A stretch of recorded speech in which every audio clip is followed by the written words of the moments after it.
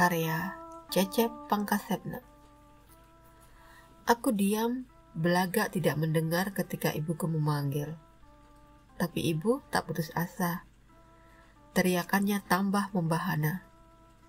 Aku membanting komik yang sedang kubaca lalu lompat dari tempat tidur. Bagaimana bisa konsentrasi jika raungannya tidak berhenti?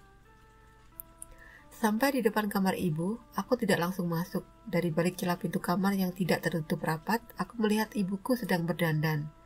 Pipinya yang tembem dipolesi, entah apa namanya, aku tidak tahu. Sehingga pipi ibu berubah jadi kemerah-merahan dan menyala.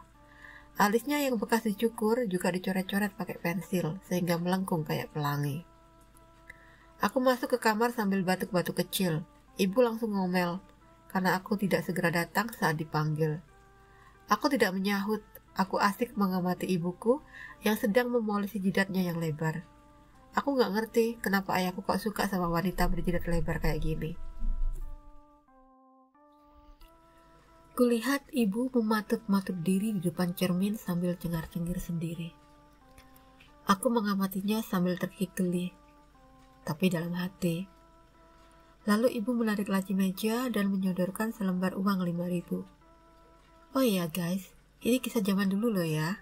Zaman ketika uang 5.000 senilai dengan uang 50.000 zaman now. Jadi bisa dibayangkan kan? Oke, lanjut. Sambil menyodorkan uang, ibu berkata, "Kamu berangkat ke rumah tante Geboy ya, Cep? Bilang sama tante, ibu pinjam wig." Aku balik bertanya, "Wig?" Sambil melotot ibu menjelaskan kalau wig ibu ingin memakai rambut palsu ke acara resepsi teman masa TK-nya. Karena kata ibu, sejak ayah tidak teratur ngasih uang belanja, rambutnya banyak yang rontok. Dengan rasa ingin tahu aku bertanya, "Resepsi apaan sih sampai harus pakai rambut palsu segala?" Jawaban ibu membuatku tergelak.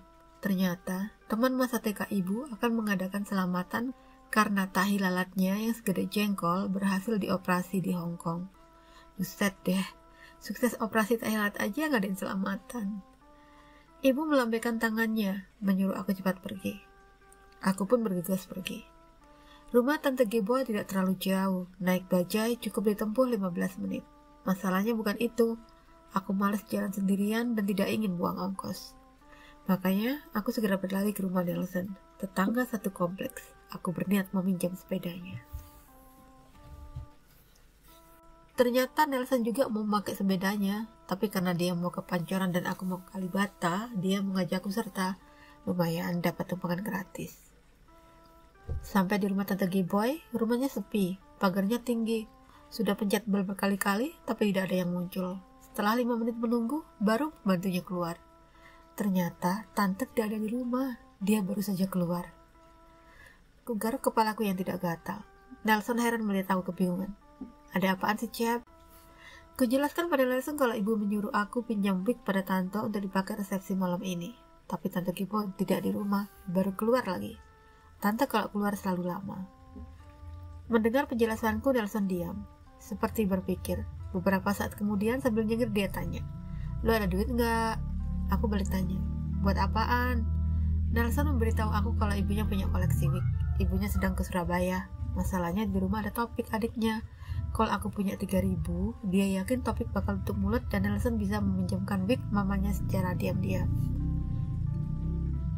Aku berhitung sejenak.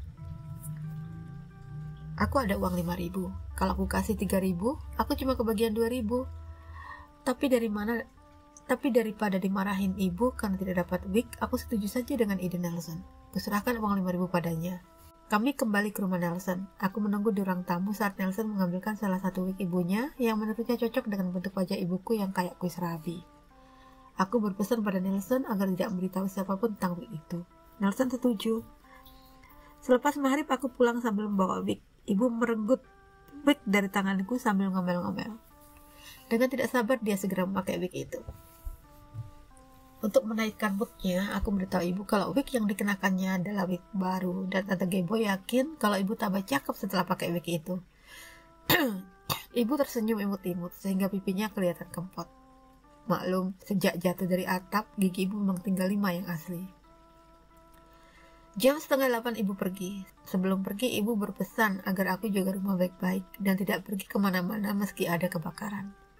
Aku mengangguk patuh. Belum sampai semenit ibu meninggalkan pintu, terdengar ribut-ribut di luar. Aku mengintip dari balik korden jendela. Di dekat pintu kulihat ibuku memegangi kepalanya yang rada botak. Sementara di dekatnya, kulihat ibu Nelson berkacak pinggang. Dia marah karena wig kesayangannya dipinjam orang. Untung dia cepat pulang katanya. Kalau tidak, jangan-jangan rumahnya ikut dijual juga. Aku bingung dan iba melihat ibuku. Wajahnya merah padam, sementara bagian belakang kepalanya yang botak berkilauan tertimpa sinar rembulan. Dan sekian kisah wig karya Cecep Pangkasepna. Sampai bertemu dalam kumpulan cerpen Anita Cemerlang berikutnya.